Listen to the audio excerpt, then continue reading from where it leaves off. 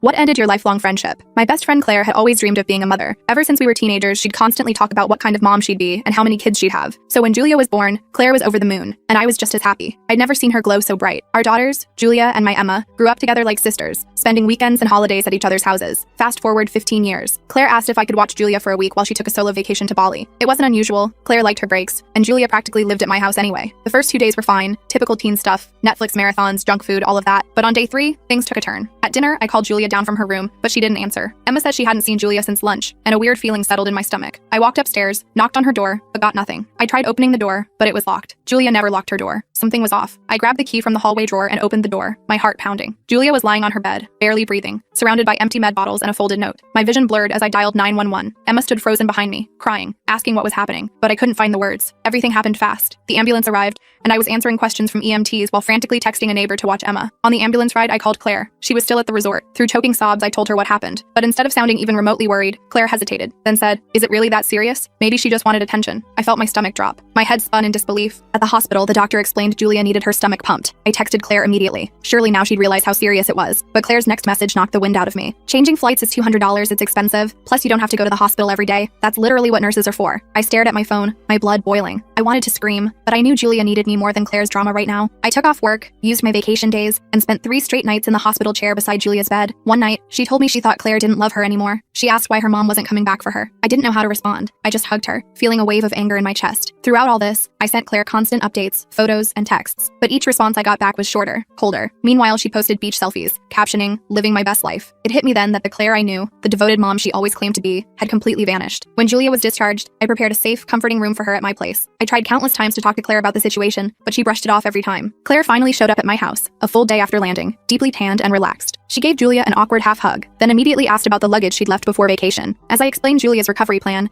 Claire's eyes darkened, her jaw tightening with every word. Suddenly, Claire snapped. She stood up, accusing me of parenting her child behind her back. Her voice got louder, and she started shouting about me overstepping boundaries and blowing things out of proportion. "It was probably just for attention," she spat. That's when I heard a choked sob from the hallway. Julia stood frozen, tears streaming down her cheeks. Claire barely glanced at her daughter. My heart pounded. "Are you kidding me?" I shouted. I yelled at Claire that she chose the beach over her dying daughter, but Claire just scoffed, rolling her eyes. "Teens are dramatic. You should have known better." That was it. I snapped and unloaded everything. I told her she was selfish, that she'd consistently put herself first, that Julia's life was apparently only worth $200 to her. Claire's voice lowered, venomous and cold. "You don't understand what it's like needing a break from your kids." At that exact moment, something between us shattered completely. I saw who Claire really was, and I knew instantly our friendship was beyond repair. Claire grabbed Julia's bag and demanded she leave, but Julia locked herself in my bathroom, sobbing uncontrollably, refusing to go. And that's when Claire lost it. She began yelling, accusing me of kidnapping her daughter, and before I knew it, her phone was out, and she was calling the police. I can't tell you what Claire did next. The rest of the story is on my channel and linked below.